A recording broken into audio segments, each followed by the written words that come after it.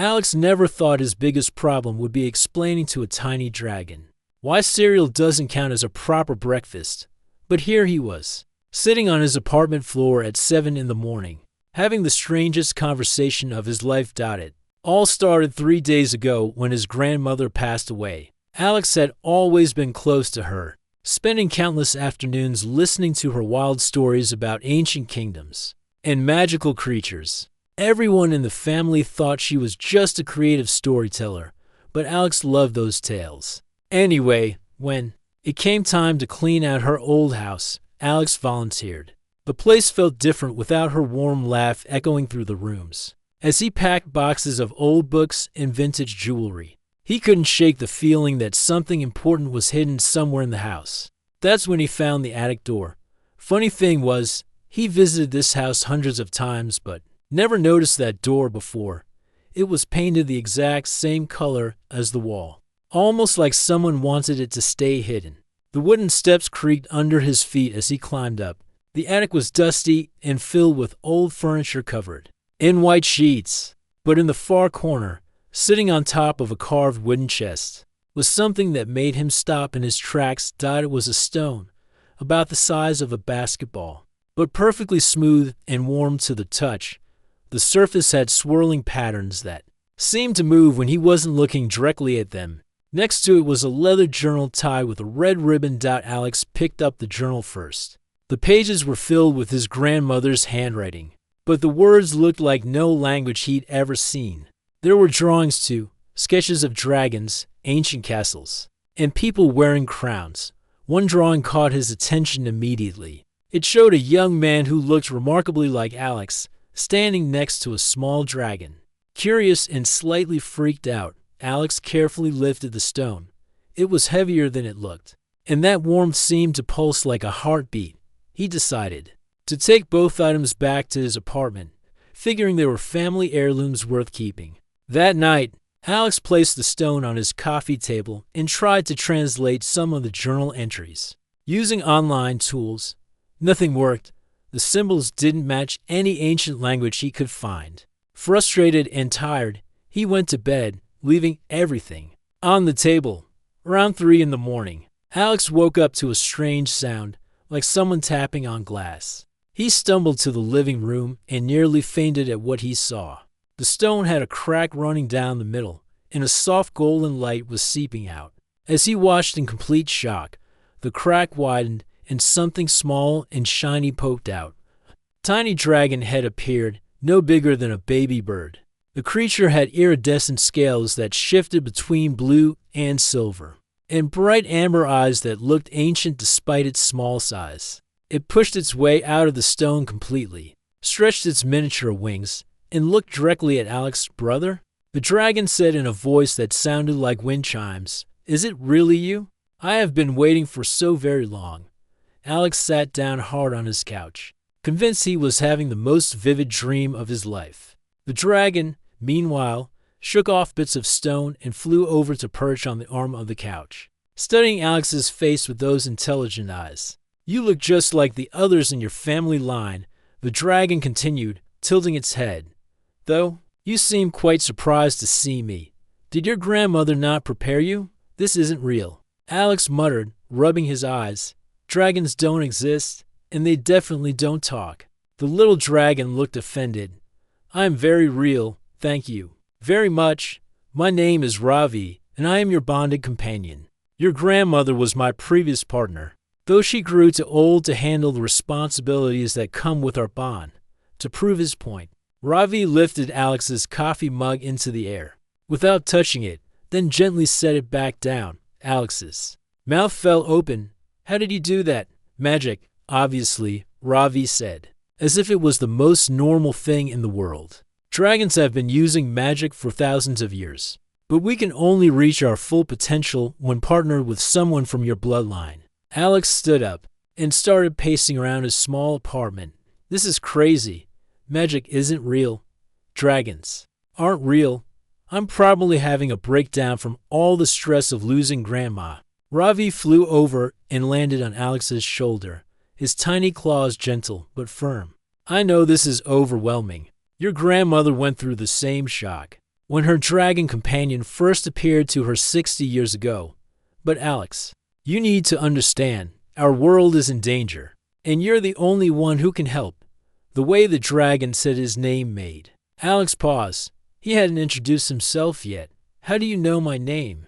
I've been watching over your family for generations, Ravi explained. Each dragon is assigned to protect a specific bloodline. When one guardian grows old or passes away, their dragon bonds with the next person in line.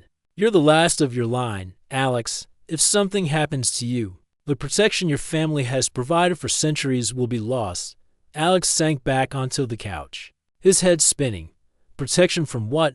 Ravi's expression grew serious. There are things in this world that ordinary people never see. Dark creatures that feed on fear and chaos. For hundreds of years, your family has worked with dragons to keep these threats contained. Your grandmother was one of the most skilled guardians we've ever had.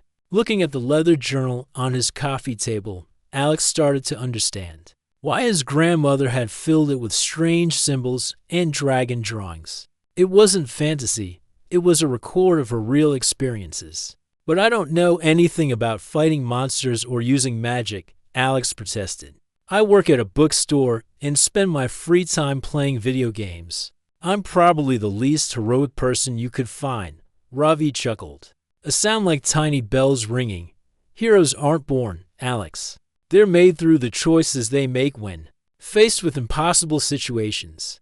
Your grandmother was a librarian when her dragon first appeared to her. She thought she was completely ordinary too, as if to prove that nothing in Alex's life would ever be normal again. His apartment windows suddenly rattled violently. Both Alex and Ravi turned toward the sound, and Alex's blood ran cold. Something was moving outside his third-floor window. Something large and dark that definitely wasn't a bird. What is that? Alex whispered. Ravi's scales darkened to a deep purple, apparently his version of worry, a shadow wraith. They're drawn to newly awakened dragon bonds. This one must have. Since my emergence, the thing outside pressed against the glass, leaving dark smudges that looked like oil stains. Alex could make out a vague shape, humanoid but wrong somehow. Like a person's shadow had come alive and grown hungry. What does it want? To break our bond before it fully forms. Ravi said grimly, if it succeeds, both of us will die, and the protection over this city will fail. Alex felt a surge of panic, but underneath it was something he didn't expect, anger. His grandmother had spent her life protecting people, and now some monster wanted to destroy that legacy. On his first day as a guardian, how do we stop it? Ravi smiled, showing tiny but sharp teeth. Now you're thinking like a true guardian. Give me your hand. Alex held out his palm, and Ravi placed one small claw against his skin. Immediately, Alex felt warmth spread up his arm and through his whole body. The world around him seemed brighter and more vivid, like someone had just cleaned his glasses. This is just a fraction of what we can do together, Ravi explained. But it should be enough to deal with one shadow wraith. The creature outside had found Alex's fire escape and was climbing toward his window. Its movements were jerky and unnatural, like a broken puppet being controlled by invisible strings. Alex walked to the window, surprised by how calm he felt. The warmth from his bond with Ravi gave him confidence he'd never experienced before. Hey, he called out to the shadow creature. You're not welcome here. The wraith paused and turned what might have been its head toward Alex for a moment. They stared at each other through the glass. Then Alex placed his hand flat against the window pane. Golden light erupted from his palm, spreading across them. Glass-like cracks and ice. The shadow creature shrieked, a sound like nails on a chalkboard, and fell backward off the fire. Escape, dissolving into smoke before it hit the ground. Alex stumbled backward, exhausted but exhilarated. Ravi landed on his shoulder again, looking proud. Not bad for your first encounter with the supernatural, the dragon said. Though I should warn you, that was just a scout. The real challenges are yet to come. As the adrenaline faded, Alex realized his life had just changed forever. Yesterday, his biggest worry was whether to get Netflix or Hulu. Now he was apparently responsible for protecting the city from monsters he'd never imagined could exist. He looked at Ravi, who was preening his tiny scales with obvious satisfaction. So what happens now? Now, Ravi said, we begin your real education. There's a lot you need to learn, and not much time to learn it. But don't worry, I'll be with you every step of the way. Brother, Alex smiled despite everything. Whatever came next, at least he wouldn't face it alone. The next morning, Alex woke up hoping everything had been a crazy dream. But when he opened his eyes, there was Ravi perched on his nightstand, carefully examining Alex's alarm clock. With scientific curiosity, "Good morning, brother," Ravi chirped. "I've been studying your human inventions. This device that makes noise is quite fascinating, though I don't understand why you need a machine to tell you when the sun rises." Alex groaned and pulled a pillow over his head. "Please tell me you're not real and I'm just having the world's longest nightmare." "I'm afraid I'm very real," Ravi said, gently tugging the pillow away with his tiny claws. "And we have important work to do today. Your education as a guardian begins now." After a quick breakfast, during which Ravi insisted that Alex's cereal was nutritionally inadequate for a dragon guardian, they sat down with his grandmother's leather journal. Ravi perched on Alex's shoulder and began translating the mysterious symbols. "Your wonderful grandmother kept detailed records," Ravi explained as he read. "This entry is from 40 years ago. She writes, 'Today I helped relocate a family of water spirits whose pond was being drained for a shopping mall. The spirits were grateful and promised to protect the local wildlife in their new home.'" Alex blinked in surprise. "Grandma really did all this stuff. I thought her stories were just made up." "She was one of our most dedicated guardians," Ravi said proudly. "Look at this drawing here. She sketched the water spirits perfectly. See their flowing hair and silver eyes, and this symbol means peaceful resolution. Your grandmother preferred solving problems with kindness rather than force." As they continued reading, Alex learned that his family had been working with dragons for over 300 years. Each generation had one person chosen to be a guardian, and they'd helped countless supernatural beings stay hidden from the ordinary world. "But why keep it secret?" Alex asked. "If dragons and other magical creatures are real, why not just tell everyone?" Ravi's expression grew serious. "Because humans fear what they don't understand. In the old days, when people knew about dragons, they either worshipped us as gods or hunted us as monsters. Neither situation was healthy for anyone. It's better for both our species if we work together quietly." Alex was starting to understand the weight of responsibility on his shoulders. When his phone rang, it was his best friend Jake. "Hey man, want to grab lunch today? You sounded weird when I called yesterday." Alex glanced at Ravi, who shook his tiny head vigorously. I'm still dealing with family stuff from Grandma's house. Maybe tomorrow." "Dude, you've been saying that all week. Are you avoiding me?" "No, I just—" Alex struggled to find an excuse that didn't sound completely crazy. "I'm fine, really. Just need a few more days to sort everything out." After hanging up, Alex felt a pang of sadness. Jake had been his friend since middle school, and now Alex had to lie to him about the most important thing that had ever happened in his life. "It's hard," Ravi said gently, understanding Alex's mood. "All guardians struggle with keeping secrets from the people they care about. But it's necessary to protect both worlds." To distract himself, Alex dove back into the journal. The next entry made his blood run cold. "What does this say?" he asked, pointing to a page filled with urgent-looking scribbles. Ravi's scales shifted to a worried purple color. "Your grandmother writes about shadow wraiths, the same type of creature that attacked us last night. She says they're not originally from our world. They come from somewhere else. A place where the balance between light and darkness was broken long ago." The journal entry described how these shadow creatures had been appearing more frequently in recent years, testing the barriers between worlds. Alex's grandmother had spent her final years strengthening protective spells around the city, but she knew she was running out of time. She knew she was dying, Alex realized, reading between the lines. "That's why she hid the journal and your egg where I'd find them. She was preparing for me to take over. Dragons live much longer than humans," Ravi explained sadly. "I bonded with your great-great-grandmother first, then your great-grandmother, then your grandmother.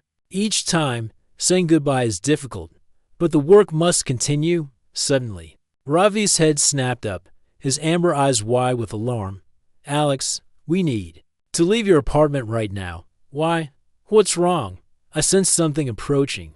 Multiple shadow wraiths, moving fast. They're hunting for us. Alex grabbed his jacket and the journal, while Ravi disappeared under his collar to stay hidden. They rushed out of the building just as dark shapes began gathering outside Alex's windows. Where do we go? Alex whispered as they hurried down the street. There's a safe place your grandmother prepared, Ravi said from his hiding spot. A small shop downtown that serves as a meeting place for guardians.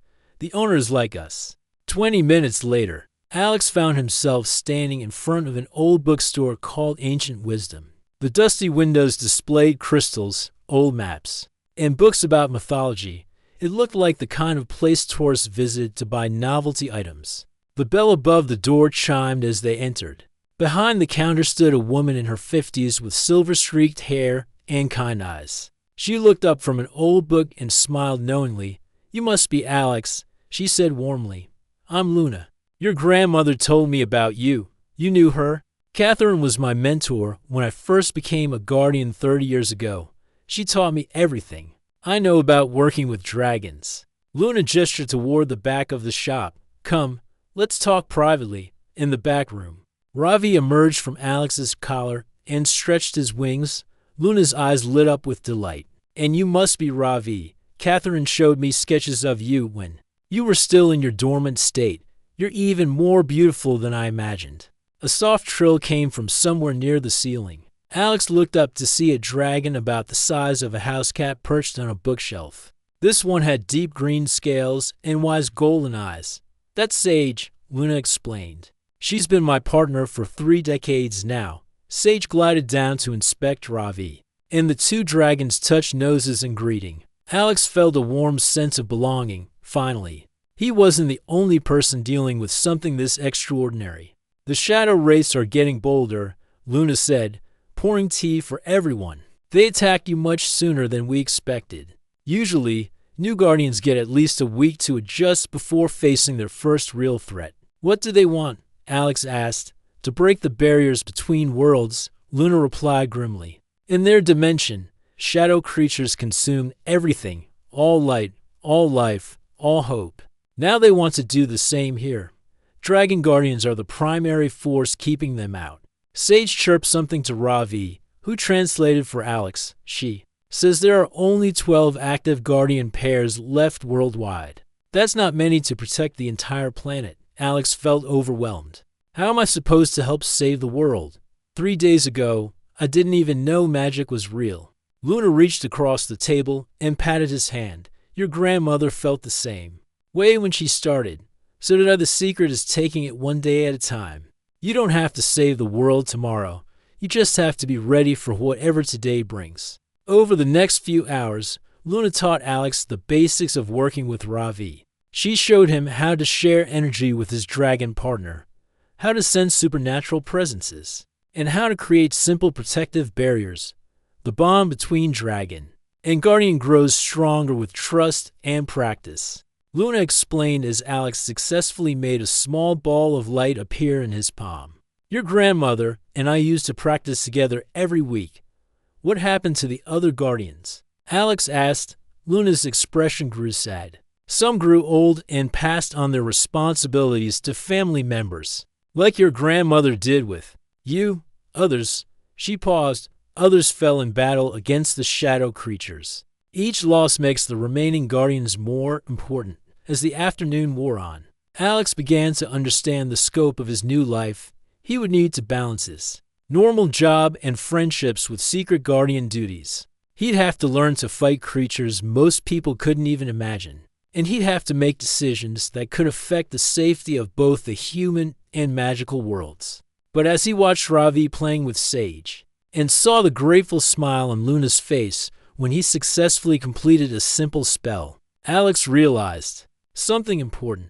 This wasn't just about responsibility and sacrifice. It was about being part of something bigger than himself, about protecting people he'd never meet, and about carrying on a family legacy of quiet heroism. I think I'm starting to understand, Alex said as they prepared to leave the shop. What's that? Luna asked. Why Grandma never talked about being afraid in her stories. She wasn't fearless, she just cared more about protecting others than she cared about her own safety. Ravi nuzzled against Alex's cheek affectionately. Now you're thinking like a true guardian. Brother, as they walked home through the busy streets, Alex noticed things he'd never seen before. A shimmer in an alley that might have been a fairy. A businessman whose shadow moved independently of his body. The world was full of magic. He just hadn't known how to look for it. Tomorrow would bring new challenges. But tonight, Alex felt ready to face whatever came next. 2 weeks into his new life as a dragon guardian, Alex thought he was getting the hang of things. He'd learned to create protective shields, could sense supernatural creatures from a block away, and had even helped Ravi grow to the size of a small cat. Life seemed to be settling into a strange but manageable routine. That changed the moment he walked into Luna's bookstore and found 3 strangers sitting around the back room table. Alex, perfect timing, Luna said, though her usual warm smile looked strained. I'd like you to meet some other guardians. The first person was a tall man in his 40s with calloused hands and paint under his fingernails. His dragon, perched on his shoulder, had deep red scales and looked like it could breathe actual fire. I'm Diego, the man said, standing to shake Alex's hand. This is Blaze. We handle guardian duties along the West Coast. The second guardian was a young woman about Alex's age with short black hair and sharp, intelligent eyes. Her dragon was sleek and silver, with wings that seemed to catch light in impossible ways. Riley, she said with a nod. And this is Storm. We cover the mountain regions up north. The third guardian surprised Alex the most. He looked barely 18, with nervous energy and fingers that drummed constantly on the table. His dragon was pale blue and seemed to flicker between solid and transparent. I'm Tyler, the young man said quietly. My partner is Mist. We were responsible for the Eastern Territories. Ravi emerged from Alex's collar and flew over to greet the other dragons. Alex noticed that all the adult dragons treated Ravi with special attention, almost like he was royalty. Why is everyone here? Alex asked, settling into an empty chair. Diego's expression grew grim. Because we're losing the war against the shadow. Wraiths, 3 guardian pairs have fallen in the past month. The barriers between worlds are weakening faster than we can repair them. Riley pulled out a tablet and showed Alex a map covered in red dots. Each dot represents a confirmed shadow wraith sighting. 6 months ago, we were seeing maybe 1 or 2 per week. Now it's 3 or 4 per day. But that's not the worst part, Tyler added, his voice shaking slightly. They're not just random attacks anymore. The wraiths are working together, like they have a plan. Luna poured tea for everyone. Her hand steadied despite the serious conversation. We believe the shadow creatures have found a way to communicate across dimensions. They're coordinating their efforts to find weak spots in our defenses. Alex felt a chill run down his spine. What does that mean for us? It means, Diego said heavily, that we need to change our approach. Instead of each guardian pair working alone, we need to start operating as a team. Storm, Riley's dragon, made a series of musical chirps. Riley listened carefully, then translated. Storm says the shadow wraiths have been testing our individual responses. They're learning our fighting styles and finding ways to counter them. Alex looked around the table at these experienced guardians and felt completely out of his depth. I've only been doing this for 2 weeks. I barely know how to make a light ball without Ravi's help. What can I possibly contribute to a team? To his surprise, all 3 guardians smiled. That's exactly why we need you, Tyler said.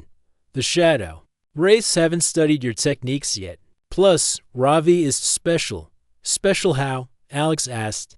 Diego exchanged glances with the others before answering. Your dragon comes from the royal bloodline. Dragons like Ravi are born maybe once every few centuries. They have abilities that regular dragons don't possess. Ravi, who had been quietly playing with the other dragons, suddenly looked embarrassed. I was hoping to ease Alex into that information more gradually. Royal bloodline.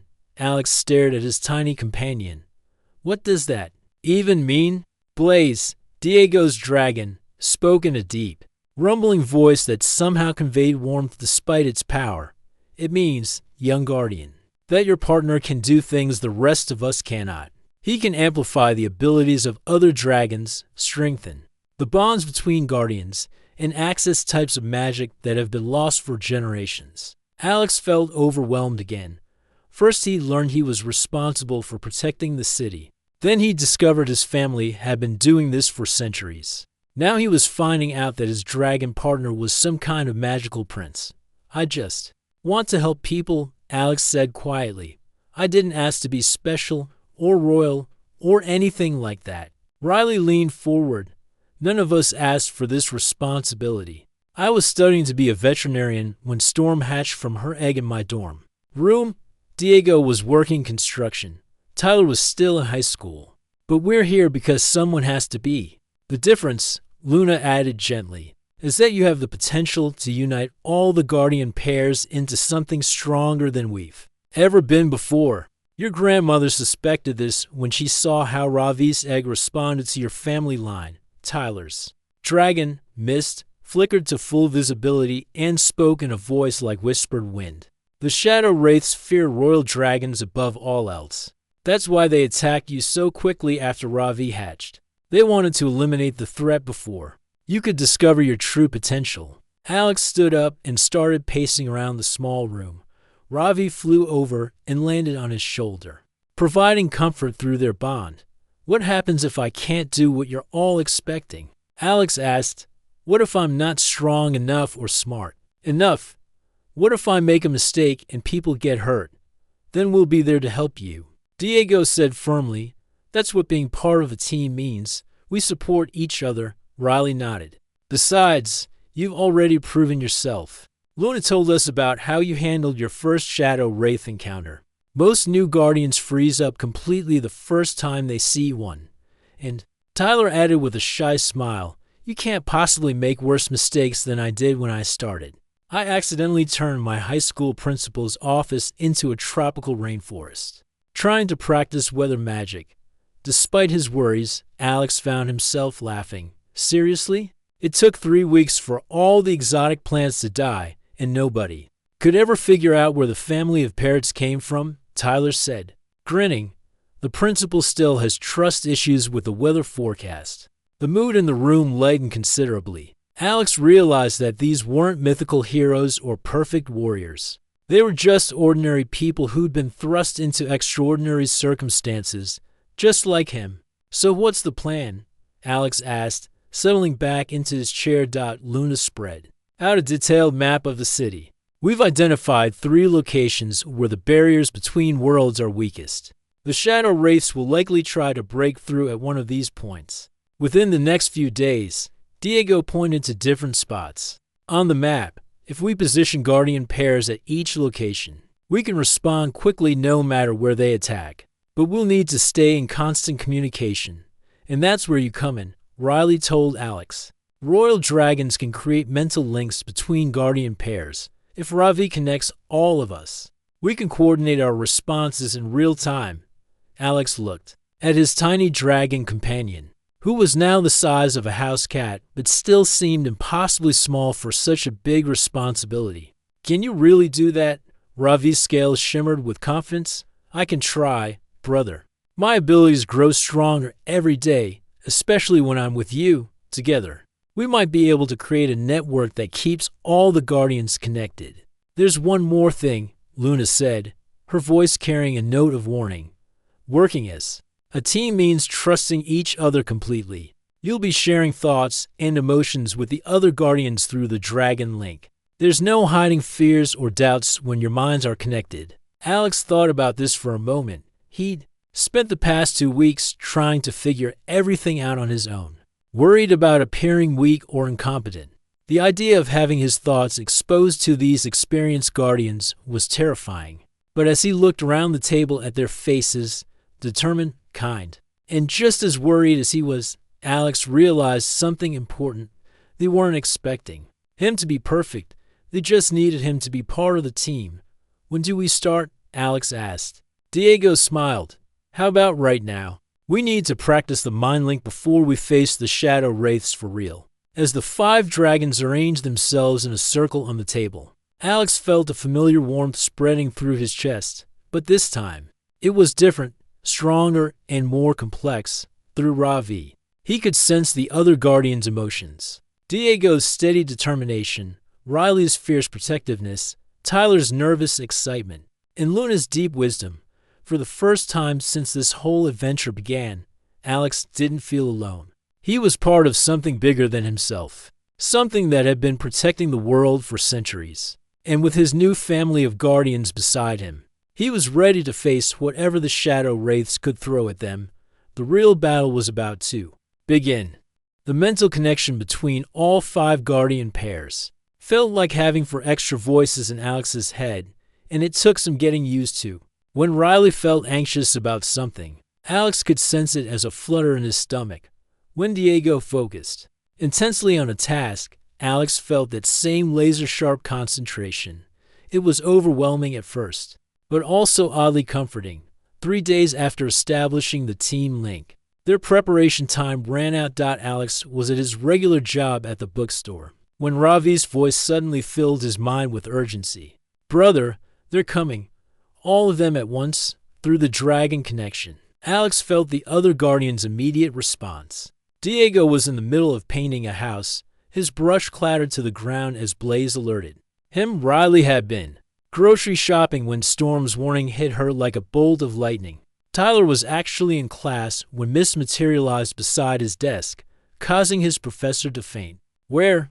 Alex asked silently as he quickly closed up the store. Luna's voice came through the link from her shop. All 3 barrier points simultaneously. This is what we feared.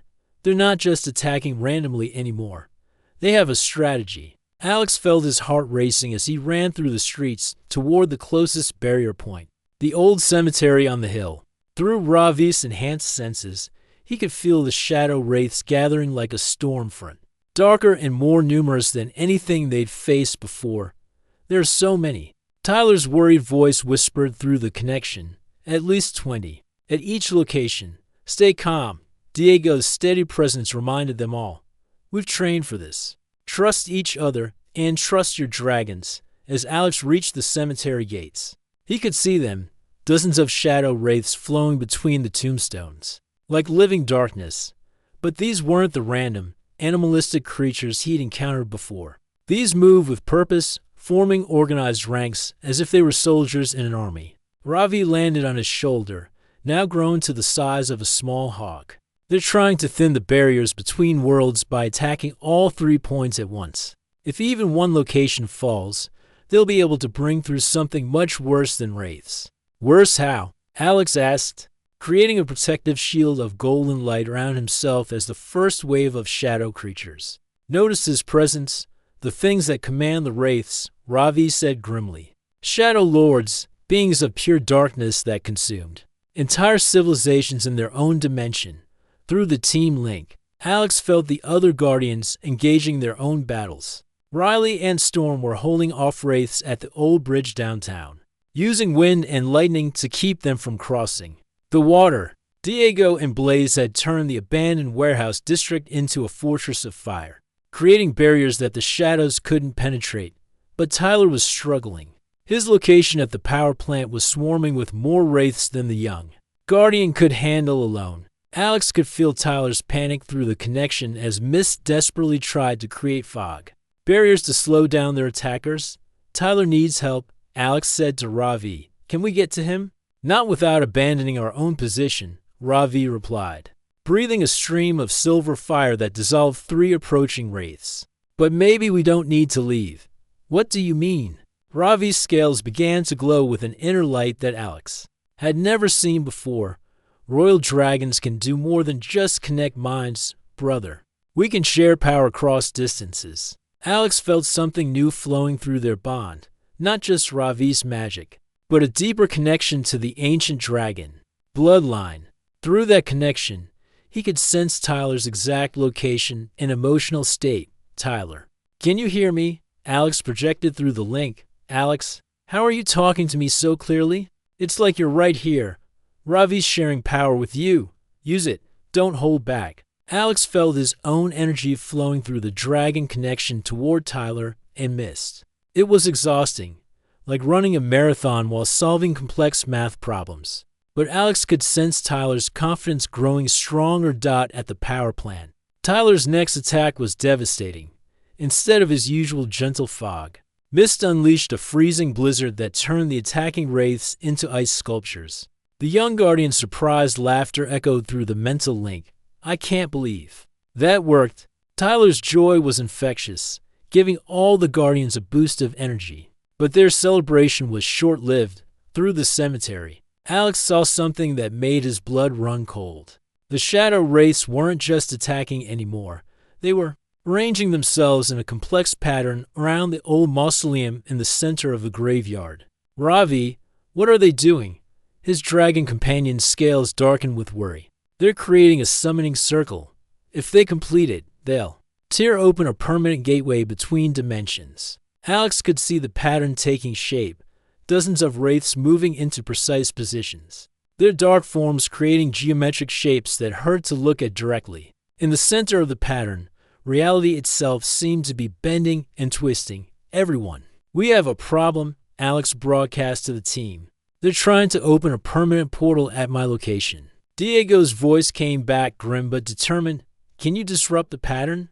I'll try, Alex said, though he had no idea how to fight so many creatures at once. That's when he felt it, not just his own power or even Ravi's royal magic, but the combined strength of all 5 guardian pairs flowing through the dragon connection. Riley's fierce determination, Diego's unshakable courage, Tyler's newfound confidence, Luna's deep wisdom, and the ancient power of their dragon partners all merged together. We're with you, Luna's voice whispered through the link. All of U.S. Alex stepped forward, and for the first time since this whole adventure began, he felt truly powerful, not because he was special or royal or chosen, but because he wasn't facing this alone. His friends, his family, were fighting alongside him even though they were miles away. The golden light that erupted from Alex and Ravi wasn't just their own magic. It carried the essence of every guardian who had ever protected the world, including his grandmother and all the others who had given their lives to keep the darkness at bay. The light struck the summoning circle like a hammer blow. Shadow wraiths shrieked and dissolved as the carefully arranged pattern shattered. The twisted space in the center of the mausoleum snapped back to normal with an almost audible pop. But Alex's victory came at a cost. The effort of channeling so much power left him drained and dizzy. Through the link, he could feel that the other guardians were equally exhausted from sharing their strength with him. Is everyone okay? Alex asked as he sat down heavily on a nearby tombstone. Tired but alive, Riley reported. The wraiths at my location just vanished when you broke their summoning circle. Same here, Diego added. Whatever you did, it sent them all running back to wherever they came from. Tyler's voice was full of amazement. I can't believe we actually won. A month ago, I was worried about passing chemistry class. Now I'm fighting interdimensional monsters. Luna's warm laughter filled the connection. That's the guardian life for you. One day you're stocking books. The next day you're saving the world. As Alex walked home through the quiet streets, Ravi perched tiredly on his shoulder. He reflected on how much his life had changed. A few weeks ago, his biggest concern had been whether to order pizza or Chinese food for dinner. Now he was part of a team responsible for protecting reality itself. But the strangest part was how right it all felt, working with the other guardians, sharing power through the dragon connection, standing up to creatures that wanted to destroy everything he cared about. It wasn't the life he'd planned, but it was the life he was meant to live. Brother, Ravi said sleepily, I'm proud of what we accomplished today. But this was just the beginning. The Shadow Lords will try again. And next time they'll be better prepared. Alex nodded, not feeling worried about future challenges for the first time since this adventure began. Let them come. We'll be ready too. Through the fading mental link, he could feel the other Guardians' agreement. They were more than just a team now. They were a family, bound together by shared purpose and mutual trust. Tomorrow would bring new challenges, but tonight, Alex was content knowing that he'd found his place in the world. He was a guardian, a protector, a bridge between the magical and mundane worlds. And he wouldn't trade that responsibility for anything. 6 months after the great battle at the cemetery, Alex's life had settled into something that almost felt normal. Almost, brother. You're going to be late for the ceremony. If you don't stop fidgeting with your tie, Ravi said from his perch. On the dresser, the dragon had grown to the size of a medium dog and his scales now shimmered with mature silver. In gold patterns. Alex stared at his reflection in the mirror. Today was the day he'd officially become the leader of the Guardian Council, a responsibility he still wasn't sure he was ready for. The other Guardians had voted unanimously, but Alex felt like the same confused guy who'd found a dragon egg in his grandmother's attic. What if I mess this up? Alex asked, straightening his collar for the 10th time. Diego has 15 years of experience. Riley saved 3 cities from supernatural disasters. Luna's wisdom could fill libraries. What do I have? Ravi flew over and landed gently on Alex's shoulder. You have something none of them possess, the ability to bring people together. That's why the other Guardians chose you, and that's why I'm proud to be your partner. The ceremony was being held in Luna's bookstore, which had been transformed for the occasion. Candles floated in midair, casting warm light over shelves that now held books from both the human and magical worlds. Representatives from various supernatural communities had come to witness the transition, water spirits, earth elementals, and even a delegation of forest creatures that Alex had only read about in his grandmother's journal. When Alex entered the back room, he was surprised to find it packed with more beings than he'd ever seen in one place. Diego stood near the window with Blaze, looking proud. Riley and Storm had claimed a corner where they were quietly chatting with a group of young Guardians in training. Tyler and Mist were nervously organizing papers at a small table, still trying to prove they belonged despite being the youngest members of the council. But what surprised Alex most was seeing his best friend Jake sitting in the front row, looking completely overwhelmed but trying to hide it. Jake, what are you doing here? His friend stood up with a sheepish grin. Luna thought it was time I knew the truth about why you've been so mysterious lately. I have to admit, finding out my best friend is a magical dragon guardian wasn't on my list of things I expected to happen this year. Alex felt a wave of relief wash over him. Keeping secrets from Jake had been one of the hardest parts of his new life. Are you okay with all this?